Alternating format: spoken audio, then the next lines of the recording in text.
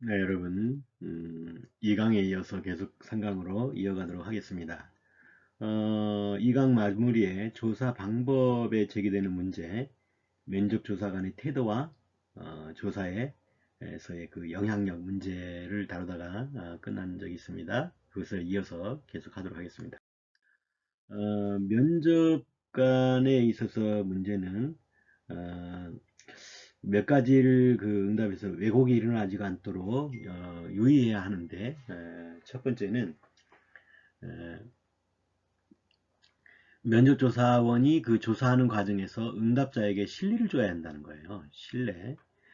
이를 위해서 이제 해당 조사를 수행하는 기관이 중요한데, 믿을 만한 곳에서 조사하는 것을 확인할 수 있도록 조사기관이나 면접조사원의 소속을 정확하게 먼저 알려주고 친숙한 분위기를 만든 후 그냥 막 가자마자 막 내놓고 해달라 이런 것이 아니라 그런 친숙한 분위기를 만든 다음에 응답을 이끌어내는 것이 좋겠다 하는 것이고, 두 번째는 면접 그 조사원의 복장 말인데요.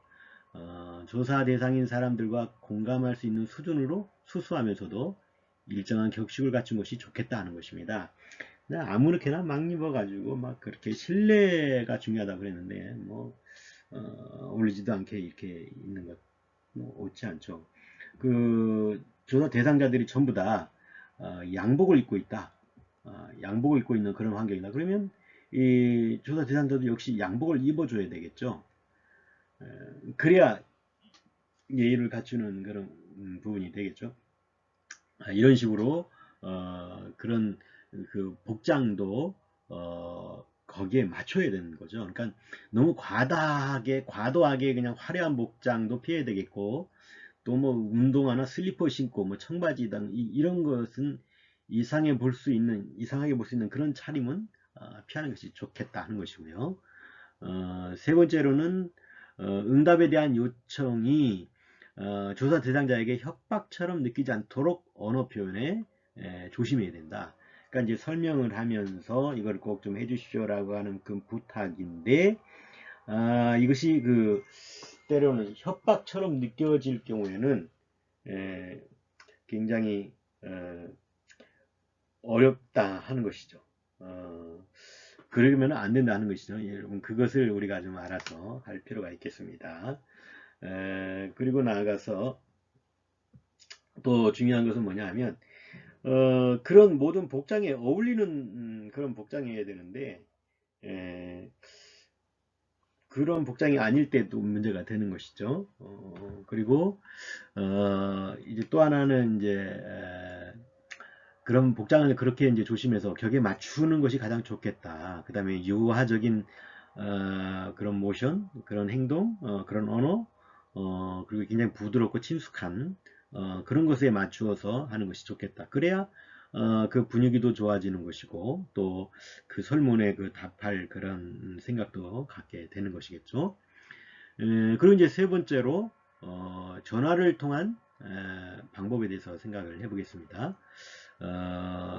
이 전화조사는 전화를 이용해서 질문을 읽어주고 응답자의 응답을 들어가지고 조사하는 방법이거든요. 조사 대상자와 직접 대면하지 않고 응답하도록 하는 것이지만 질문 내용을 듣고 그에 대해서 즉각적인 응답을 받아내야 하는 것이잖아요. 통화하는 그 안에서. 그렇기 때문에 간단히 몇 문항을 조사하는 경우에는 많이 사용합니다. 그러니까 문항이 막 40개, 50개, 100개다 이러면은 전화로 그렇게 하기가 상당히 힘들고 어려운 것이죠. 어, 그래서 즉각적으로 응답을 받아내야 되는 것이기 때문에 전화 통화하면서 그 안에서 모든 것을 받아내야 하는 것이기 때문에 간단한 몇 문항 조사하는 경우에 이 전화통화 조사 방법이 사용됩니다. 예를 들어서 이제 선거를 앞둔 상황에서 유권자가 지지하는 후보의 조사, 대통령 지지율 조사 또는 특정 제도의 도입과 관련한 찬반 의견 조사 등이 여기에 많이 활용이 됩니다. 이에 따라서 이제 엄밀하게 변수 간의 관계를 파악하려는 논문 등을 위한 질문지 조사로는 어렵다는 단점이 있어요. 그러니까 우리가 이제 논문을 쓰는 경우에 논문을 써서 이제 사회과학적인 논문을 쓸 경우에는 이 전화 통화로 하기에는 많은 한계가 있습니다. 그렇게 안 하는 게 좋죠. 이렇게 한다면 이제 우리는 문항이 많아지기 때문에 너무 길어지고, 그렇게 한 사람 한 사람을 통화를 한다는 것은 보통 일이 아니죠. 그래서 이런 대통령 선거나 뭐 이런 그 어떤 정보에 대한 제도에 대한 뭐 찬반 이런 거는 뭐 전화로 충분히 할 수 있겠지만, 논문을 위한 그 질문지 조사로서는 이 전화 통화 방법은 옳지 않습니다. 굉장히 어렵죠. 단점이 많습니다. 이제 전화 조사를 처음 시작하던 시기에는 응답자에게 전화를 걸어 가지고 직접 질문 문항을 설명을 해주고, 그에 대한 응답자의 응답을 듣고 그 이를 이제 기록하는 방법으로 조사하는 것이 일반적이었습니다. 그러나 이제 최근에는 녹음된 질문을 제시를 하고 그에 대해 응답자가 전화번호 버튼을 눌러 가지고 응답하는 방식으로 조사를 실시하는 것이 일반적인 것이죠. 이 경우는 이제 응답자의 응답한 내용이 번호로 바로 저장이 되기 때문에 자료로 입력하지 않아도 되는 그런 수월한 것은 있습니다. 이런 그 전화는 요즘에도 이런 그 최근에는 이제 대통령 선거 때문에 그 전화들이 많이 옵니다. 여론 그 기관에 조사 기관에서. 근데 이게 문제가 뭐냐 하면 대부분의 그 사람들이 모르는 전화번호는 안 받는다는 거예요. 예. 이제 하도 이제 요즘 스팸이 많이 오고 또 이제 그 전화로 사기치는 그런 일들도 있고 괜히 잘못했다가는 또 어렵게 또 꼬이게 되니까 아예 그냥 모르는 번호는 안 받아버리는. 그래서 이 전화를 통한 이 방법도 사실은 ARS라고 하는 이것도 상당히 그 어렵긴 해요. 그런데 이제 아주 간단한 것이라고 한다면 그렇게 해야 되는데, 또 하나의 문제가 이제 전화번호를 입수를 해야 되는데 그것도 뭐 그렇게 쉽지는 않죠. 어쨌거나 일단 여기 이제 전화 방법도 이제 제시가 된 거니까 우리는 공부를 하겠지만, 우리의 입장에서 즉 우리가 이제 공부하고 나아가는 입장에서는 이 전화 방법은 그렇게 안 쓸 거예요. 여러분 쓸 수도 없고 쓸 이유도 없고 그렇습니다. 하지만 그래도 이 방식 이제에서 우리가 좀 살펴볼 필요는 있겠습니다. 방법에 대해서 그냥 교재가 다루고 있으니까 한번 지나가 봅시다. 한번 진행해 봅시다. 이 전화를 통한 조사 방법의 진행. 자, 이제 뭐 가장 기본적인 것이죠. 일단은 질문 문항을 만드는 것이 시작이죠. 전화조사의 경우에는 아무리 문항 수를 적게 한다고 하더라도 전화라고 하는 그 매체를 통해서 간접적으로 조사하는 것이기 때문에 질문하는 문항을 구성할 때 아주 최소화해야 됩니다. 문항의 최소화. 문항의 최소화. 이 질문이 많아버리면 중간에 끊어버릴 수도 있단 말이죠. 문항수가 많으면. 바쁜데 지금 계속 전화를 붙잡고 있을 수가 없잖아요, 요즘은. 그래서 이제 이 문항수에 최소화하는 것이 좋겠습니다. 이제 더불어서 이제 질문과 답지를 명확하게 제시를 해가지고 전화를 매개로 해서 듣는 사람이 정확하게 이해할 수 있도록 유의해야 되니까. 질문이 뭐 그 아닌 것이 아닌 것은 뭐 이런 식으로 하는 것은 옳지 않습니다. 그러니까 헷갈릴 수 있어요. 전화로 하는 것은 옳지 않다고 생각하는 것은 뭐 이런 식의 질문은 옳지 않아요. 그런 것은 전화를 통한 이 면접에서는 굉장히 어려운 방법이에요. 그러니까 그 통화를 하면서 그 질문의 내용을 바로바로 이해할 수 있도록 그렇게 이제 문항 수도 줄여야 되겠지만 질문 그 자체도 이해하기 쉽게 짧게, 문장이 또 길어져 버리면 또 모호해집니다. 그러니까 짧게 단순하게 간결하게 이해하기 쉽게 그렇게 이제 만들어 나가야 되겠고요. 또 하나 이제 질문 문항을 녹음하면서 조사를 실시한다는 것입니다. 실시해야 되겠죠. 이제 질문지를 만들었으면 질문 문항이 완성이 된다면 전화조사를 할 수 있도록 녹음을 해야 되겠죠. 이제 사람이 붙잡고 계속 전화를 하는 건 아니겠습니까? 가능한 한 이제 짧게 조사 기간과 조사 내용을 고지한 후에 문항에 이제 응답하도록 안내문을 먼저 녹음해야 되겠죠. 그러니까 우리가 어떤 방식이든 중요한 것은 안내를 먼저 해야 되는 거예요. 안내. 이 안내를 해서 이것이 어떤 것인지 그 사람이 알아야 되잖아요. 그래서 거기에서 도움을 얻고 협력을 얻어내는 것이지 무턱대고 전화해가지고 다음은 뭐 이렇게 문항부터 들어가 버리면 황당하잖아요. 전화를 받는 사람의 입장에서. 그래서 이제 가능한 한 짧게 이 조사 기간과 조사 내용을 알려줘야 돼요. 그렇게 하고 이제 문항에 응답하도록 안내문을 먼저 녹음을 해야 되겠죠. 이제 그 다음이 이제 문항을 녹음을 하는 건데 문항을 녹음할 때는 감정을 개입하지 말고 담담한 어조로 조금 느린 말의 세기로 녹음하는 것이 좋겠다 하는 것입니다. 감정을 집어넣으면 안 되겠죠. 뭐 마치 뭐 연극을 하듯이 뭐 이런 식으로 막 물러서는 안 되겠죠. 그렇게 물을 사람도 없겠지만은 담담하게 담대하게 그렇게 이제 질문을 녹음을 해야 되겠습니다. 일단은 이것이 그 통화하는 대상자에게 조사 대상자에게 응답하도록 하는 것이기 때문에 목소리도 아주 이제 간결하게 또 듣기도 좋게 이해할 수 있게 정확한 발음으로 그렇게 이제 녹음을 해야 되는 거죠. 그 다음에 이제 문항을 녹음을 하고 문항을 녹음할 때는 감정을 아까 개입하지 말라고 그랬잖아요. 말고 담담한 어조로 조금은 느린 말투로. 그러니까 우리가 이제 대화하는 것처럼 막 말을 너무 빨리 해버리면 잠깐 그 사람이 딴 생각하다가 이 문항을 어떤 것인지 생각하지 못하는 경우도 있고 놓쳐버리는 경우도 생기고 하니까 조금은 어조를 속도를 조금은 늦추라 느리게 하는 것이 좋은 것이다. 이것을 이제 말씀을 드리고요.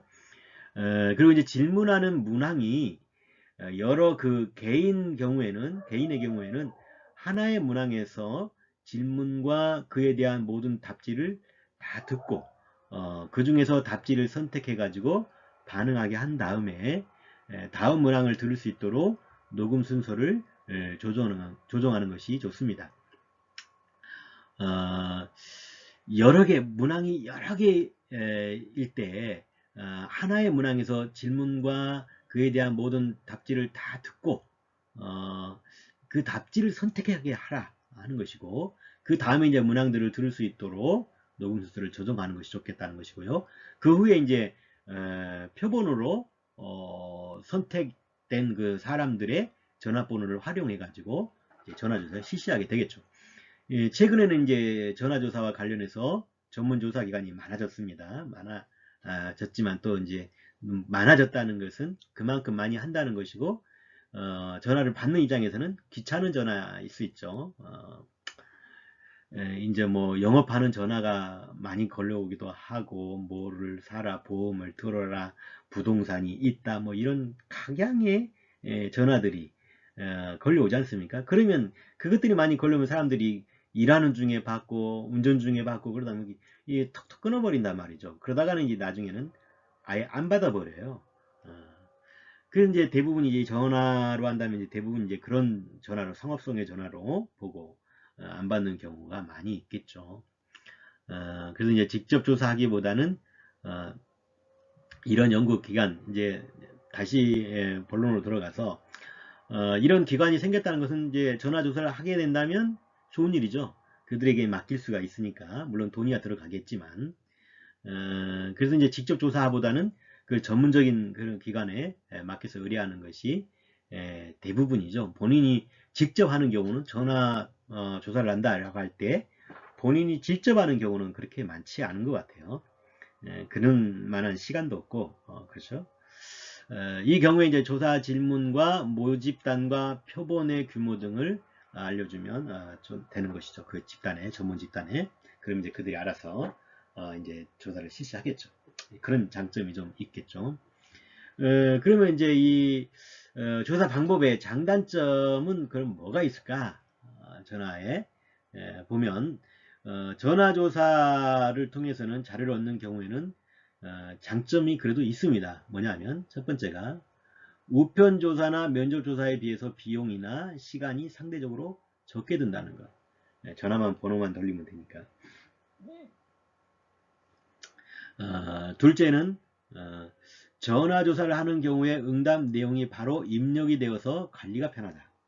다른 것은 다시 또 통계를 내서 기입해야 되는데 전화통화는 바로 그냥 그때 툭툭툭 눌러가지고 통계가 바로 나오게 되니까 자료 관리가 다른 방법보다는 좀 쉽겠죠. 네, 편합니다. 또 이와는 달리 이제 같은 단점도 있습니다. 장점이 있으면 단점은 또 반드시 있겠죠. 단점으로서는 먼저 뭐가 있냐면 전화가 왔을 때 아예 받지 않는다. 제가 아까 얘기했죠. 조사 중에도 전화를 쉽게 끊어버릴 수 있다는 점에서 응답률이 매우 낮은 것이 문제점 중에 하나죠. 여러분 같은 경우에도 그럴 거예요. 모르는 전화번호가 오거나 070 전화가 오거나 이러면 아예 안 받아버리잖아요. 끊어버리잖아요. 예전에는 사람들이 그래도 받았단 말이에요. 이게 뭔가 해가지고. 근데 이제 그게 이제 자꾸 영업하는 전화이고 뭔가 자꾸 뭐 보험을 들라 뭐 이런 전화들이니까 이제는 처음에는 좀 받아주다가 나중에는 아예 안 받아버리는 거죠. 그러니까 이제 이 전화의 방법은 단점이 뭐냐? 아예 전화를 안 받고 또 받는다 할지라도 중간에 끊어버리는 거죠. 본인이 바쁘면 끊어버리고 이거 응답하는 게 귀찮다 그러면 끊어버리고 그런 경우죠. 이런 점에서 응답률이 매우 낮다는 것입니다. 이제 더군다나 지금은 또 요즘 같은 시대에는 지금 이제 대통령 선거 기간이잖아요. 그러니까 후보자에 대한 지지율을 조사하는 경우도 응답률이 몇 프로냐면 5%도 안 된다고 그러죠 아마. 전화를 걸면 거의 5%도 대답을 5% 정도만 대답한다는 거예요. 그래서 이제 조사된 자료의 대표성이 문제가 될 수 있습니다. 5% 가지고 그게 대표성을 가지느냐 이런 문제가 있겠죠. 그리고 이제 둘째는 면접 단점의 두 번째는 면접 조사원을 통한 조사나 자기 보고식 우편 조사 등에 비해서 응답자가 정직하게 응답하지 않을 가능성이 매우 높다는 거예요. 응답 과정에서 실수로 다른 번호를 누르게 되는 경우도 응답이 왜곡될 수도 있죠. 내가 2번 눌러야 되는데 1번을 눌러버렸어. 그럼 이게 고칠 방법이 없잖아요. 그래서 이런 경우에도 왜곡될 수 있는 가능성이 매우 크다 하는 것이 단점이라는 것입니다. 자, 그리고 이제 이 조사 방법에 제기되는 문제가 뭐냐? 표본과 대표성의 문제가 있을 수 있죠. 전화조사를 통해서 자료를 얻게 되는 경우에는 전화라는 그 기본 기기의 특성으로 인해서 자료 획득에 영향을 미칠 수 있고 이와 관련해서 세 가지의 문제를 우리가 생각해 볼 수 있습니다. 그게 뭐냐? 첫 번째, 전화조사를 할 때에는 전화를 소유하는 사람들의 특성으로 인해서 표본이 왜곡될 수 있다 하는 것이고요. 지금 이제 휴대전화를 주로 사용하는 경우가 많기 때문에 유선전화 또는 또는 휴대전화만을 사용하는 조사의 경우에 대표성이 왜곡될 수 있겠죠. 유선전화만이 아니고 휴대전화 둘 다 하는 거. 어쨌든 유선전화만 한다 혹은 뭐 휴대전화로만 한다. 어쨌든 그렇게 된다면 대표성에 왜곡될 가능성이 좀 크다 하는 것이고요. 세 번째가 뭐냐 하면 전화조사의 경우 대부분 응답률이 매우 낮기 때문에 적정한 자료 분석을 위한 자료를 확보하기 위해서 표본을 매우 큰 규모로 설정해야 된다. 표본이 커야 된다 하는 것이죠. 왜냐하면 5% 정도밖에 안 나오기 때문에 표본을 크게 잡을 수밖에 없는 거죠. 그리고 이제 일반적으로 전화조사의 응답률을 보면 우편조사를 통한 자료의 수율보다 이 전화가 더 낮아요. 우편보다. 이렇게 이제 응답률이 낮은 것을 전화조사의 일반적인 특성으로 여겨가지고 응답률 자체를 크게 문제 삼지는 않아요. 누구든. 하지만 이제 이를 극복하기 위해서 가능한 한 표본 규모를 크게 해가지고 조사 대상자를 더 많이 확보해야 하는 문제는 여전히 남게 되겠죠. 그리고 이제 단점 세 번째가 뭐냐 하면 우편 조사와 마찬가지로 조사 내용과 관련해 가지고 적극적인 의사표현을 하고자 하는 사람들의 적극적인 참여로 인해서 자료가 왜곡될 가능성이 있다. 오히려 이제 더 적극적으로 참여해 가지고 자기의 뜻을 관철하기 위한, 자기의 어떤 것들을 높이기 위한 것으로 할 수 있습니다. 이를테면 이제 선거를 예를 들어 보면 지금 민주당과 국민의힘이 대선 후보를 내서 이제 경합 중이지 않습니까? 그렇게 되면 이제 그 전화 이제 조사가 이렇게 오면 내가 민주당 쪽이면 그 민주당 쪽에 이제 유리한 것들만 쫙 얘기를 하고 답을 하는 경우가 있다는 거죠. 그러면 여론 왜곡이 조사 결과에 왜곡이 일어날 수도 있다. 그러니까 그거의 대표성이 어느 정도를 갖고 있느냐 하는 것도 의문시가 될 수 있다는 것입니다. 그래서 이제 이렇게 적극적인 의견을 가진 응답자로 인해서 오히려 그런 응답자로 인해서 오히려 표본 왜곡이 존재할 수 있다, 일어날 수 있다 하는 것을 단점으로 꼽을 수가 있겠습니다. 이제 네 번째로는 그 인터넷을 통한 조사 방법이 또 있습니다. 인터넷을 통한 조사 방법. 이 인터넷은 이제 요즘 최근에 이제 이 정보를 많이 사용하는데요. 인터넷을 통한 질문지 조사는 크게 이제 두 가지 방식으로 수행할 수 있습니다. 첫째가 전자 이메일을 통해서 조사하는 방법이 있고, 둘째는 인터넷 조사 사이트를 활용하는 방법이 있겠죠. 전자 메일을 통해서 하는 것은 이제 각자의 질문지를 보내가지고 응답하는 것인데, 이것은 연구 대상자에게 직접 전자 메일을 보내가지고 대상자가 직접 응답을 기입하는 그런 측면에서 우편조사와 좀 비슷한 것은 있죠. 메일도 하나의 편지이니까. 이런 제품 한글 문서 파일로 만든 조사지를 첨부해서 제공하고 전자메일로 다시 응답받는 방법이 있는데요. 이런 경우에 이제 연구자는 편리하지만 응답자가 누군가가 바로 노출되기 때문에 비밀이 지켜지지 않는다는 측면에서 문제가 되기도 합니다. 이와 달리 이제 전자메일을 열어가지고 클릭하면 바로 조사지가 열리면서 응답하게 하는 방법도 사용하는데, 이 경우에는 입력된 그 번호를 부호화해가지고 바로 입력할 수 있게 있어서 자료 관리가 쉽고 응답자의 사생활도 지켜지기 좋은 방법이라고 생각을 합니다. 또 이제 인터넷 전문 조사 사이트를 활용하는 조사가 또 있겠고요. 그 다음에 이제 이러한 이제 조사 방법의 장단점이 뭐가 있을까? 인터넷을 활용한 조사의 경우에는 장점이 첫 번째, 인터넷을 이용하기 때문에 조사 기간과 비용이 단축이 될 것이 분명하고, 두 번째는 조사 과정에서 바로 자료가 입력되어 자료 관리가 편하다. 이것이 두 번째 장점이고, 세 번째는 전자메일을 통하는 경우에 응답에 대한 요청이나 회수에 대한 안내 등을 편하게 할 수 있어서 좋다 하는 것이 장점입니다.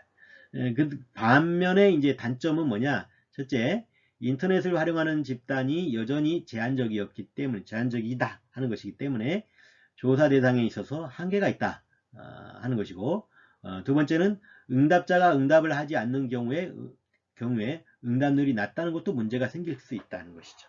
응답하지 않아 버리면 그것도 또 응답률이 낮아지는 거죠. 그리고 이제 조사 방법이 제기되는 문제, 대표성의 문제입니다. 인터넷 조사는 인터넷이라고 하는 환경을 사용할 수 있는 사람만 대상으로 조사하기 때문에 조사 대상이 한정적이다. 이를테면 아주 작년을 넘어서 이제 노년, 이 같은 분들은 이 인터넷 사용이 그래도 젊은 세대에 비해서 많이 뒤떨어지지 않습니까? 그래서 이제 이런 모든 사람들을 다 통틀어서 어떤 대표성을 이메일이 가질 수가 있느냐 하는 부분에 있어서 대표성의 문제가 있다는 거예요. 그 대표성의 문제를 제기할 수 있는 가능성이 매우 높다는 것입니다. 이게 문제인 것이고요. 자, 그 다음에 이제 2차 자료를 활용하는 자료 수집에 대해서 생각해 보겠습니다. 연구자가 직접 질문지를 작성을 해가지고 조사를 실시하는 그 1차 자료, 그 1차 자료 얻는 것과 달리 다른 사람이 이미 만들어 놓은 질문조사, 다른 사람이 이미 해놓은 2차 자료를 수집해서 활용하는 방법도 있는 것이죠. 그게 2차인데, 2차 자료지 않습니까? 이 경우에 이제 가장 쉽게 그리고 일상적으로 활용할 수 있는 방법은 뭐냐면 공공기관, 공공연구기관에서 일반인들이 사용할 수 있도록 공개한 횡단 연구자료나 종단 연구자료를 사용하는 것입니다. 자, 기존 조사에서 자료를 얻는 방법을 한번 봅시다. 일반적으로 정부가 출연한 공공연구기관 중에서 대부분의 연구기관 그리고 교육청 등의 공공시설, 공공부설 연구소 등에서는 해마다 수많은 연구 보고서를 작성하기 때문에 이 작성하기 위해서 대규모의 조사를 실시합니다. 이들 연구기관은 당해 연도에만 조사하여 얻은 횡단 연구 자료를 공개적으로 제시하기도 하고 지정된 패널을 대상으로 해서 수년간 걸쳐 가지고 여러 번 조사해서 얻은 종단 연구 자료를 공개하기도 합니다. 횡단 연구, 종단 연구 다 공개를 해주죠. 자, 그렇다면 횡단 연구일 경우요. 횡단 연구 자료는 해당 기관에서 조사 자료를 활용해 가지고 조사한 그 당해 연도에 연구 보고서를 작성해 가지고 발표한 후에 자료를 공개하는 것. 이것이 가장 일반적이죠. 해당 기관에 이제 자료를 공개하기 전에 조사 자료를 활용해 가지고 연구 보고서를 작성하게 되는데 주로 이제 기술적인 측면에서 단순 자료 분석을 하거나 집단 간의 그 비교를 하는 정도의 분석하는 것에 그치는 경우도 많이 있어요. 이제 그런 후 이제 해당 자료를 활용한 연구 보고서가 나오고 그 나온 다음에 다시 이제 일정 기간 지난 후에 연기관의 사이트에서 질문지와 조사 자료를 같이 공개하는 거죠. 이 공개된 이 조사 자료는 문항별로 변수와 변수값의 내용 등이 잘 정리되어 있어서 아주 편하게 우리가 사용할 수 있게 되는 것이죠. 자료가 이제 공개되지 않는 경우에는 해당 기관에 메일로 연락해 가지고 그 자료를 내가 이런 연구를 하는데 사용할 수 있느냐 이렇게 문의해서 허락이 된다면 사용할 수 있게 되는 거겠죠. 그 다음에 이제 종단 연구. 종단 연구 자료의 경우에는 해당 기관에서 주로 패널 조사를 한 당해 연도에 자료를 공개하는 그것이 가장 일상적이고 일반적인 것입니다. 그래서 이제 패널 조사 자료의 경우에는 해당 기관에서 자료를 분석하긴 하지만 일반 연구자에게도 공개해 가지고 자료 분석을 할 수 있도록 권장하고 있습니다. 그 이유가 뭐냐? 공공기관의 그 패널 자료가 관련 주제 연구자들의 연구를 촉진하기 위한 목적을 가지고 있기 때문에 그래요.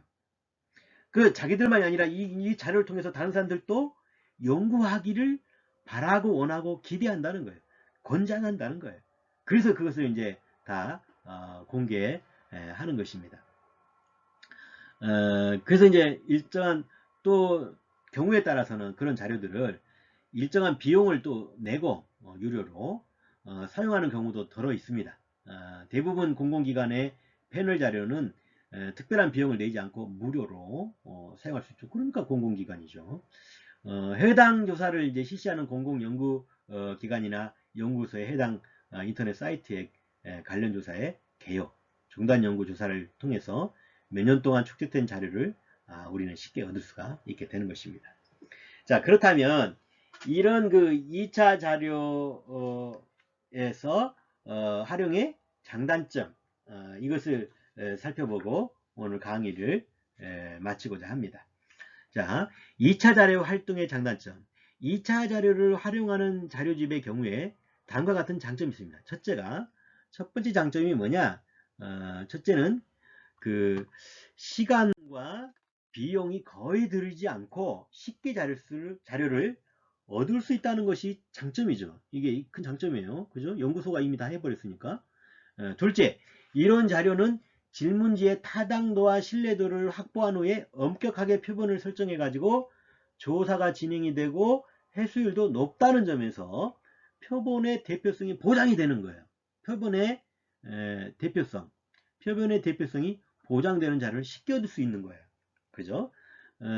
그리고 이제 세 번째 장점이 뭐냐?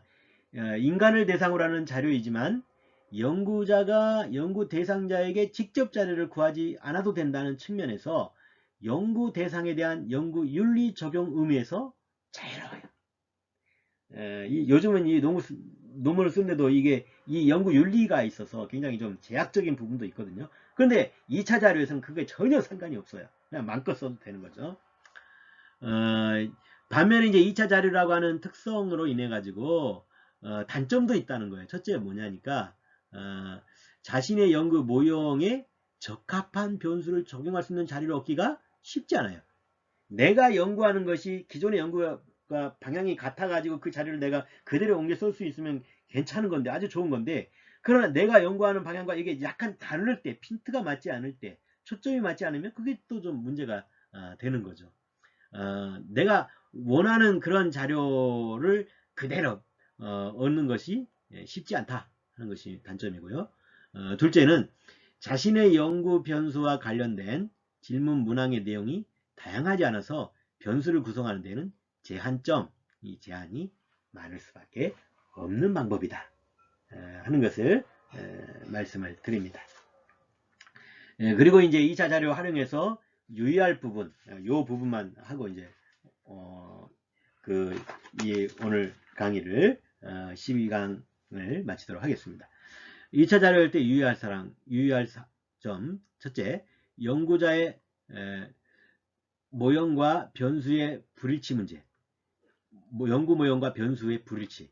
2차 자료 조사 내용을 자료로 활용하는 경우에 가장 문제가 되는 게 바로 그거예요. 연구자가 고려한 연구 모형에서 내가 사용하고 싶은 그런 변수와 자료가 완전한 일치를 이루어지지 않는 경우가 많다는 거예요.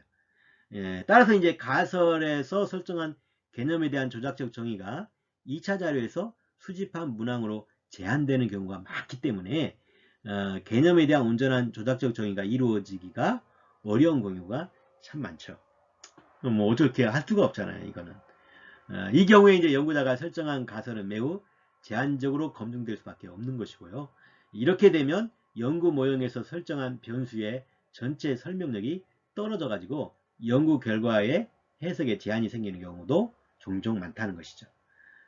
그래서 이제 2차 자료를 사용하는 경우에는 질문지에 해당 문항에 대한 충분한 이해, 그리고 코딩된 그 자료에 제시된 변수의 특성, 이것들을 잘 고려해 가지고 자기 연구 모형과 일치한 가능성이 높은지를 먼저 세밀하게 따져보는 것이 필요해요.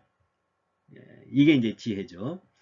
그리고 이제 2차 자료를 사용하는 경우에 해당 조사를 실시한 기관의 보고서, 또 관련 기존 분석 논문 충분히 수집해 가지고 변수의 의미를 정확하게 이해하고 자신이 사용하는 변수의 조작적 정의와 일치하는지를 파악하는 것이 중요합니다. 그러니까 2차 자료의 경우에는 타인의 자료 조사를 자신의 연구 변수에 일치시켜 하기 때문에 이 과정에서 2차 자료를 사용하는 연구자 자신의 변수에 맞게 주관적으로 변수를 조작 정의해 가지고 정의를 왜곡하지 않도록 왜곡하는 경우가 많거든요. 유의할 필요가 있다 하는 것입니다. 이런 부분은 이제 우리가 유의하면 되겠고요. 그 다음에 이제 자료 출처에 대한 기록. 2차 자료를 사용할 때는 누구나 무료로 이용하는 경우가 많지만 그렇다고 해서 자료 사용을 무단적으로 출처 제시가 생략되면 안 돼요. 이건 큰일 납니다. 2차 자료를 수집한 경우에는 연구 보고서나 논문을 작성할 때 자료에 대해서 정확하게 설명을 하고 이에 대해서 출처를 밝히는 의무가 반드시 필요합니다. 이건 반드시 해야 돼요. 그리고 이제 2차 자료를 얻을 수 있는 연구기관, 중앙정부 출연기관, 지방자치 출연기관, 다음 페이지도 그 기관이 이렇게 나와 있습니다. 이 외에도 이제 많은 기관이 있는데 이런 기관을 통해서 2차 자료를 얻을 수 있다는 것을 여러분들에게 말씀을 드리고 오늘 강의 12강을 마치도록 하겠습니다. 여러분 수고하셨고 고생하셨습니다.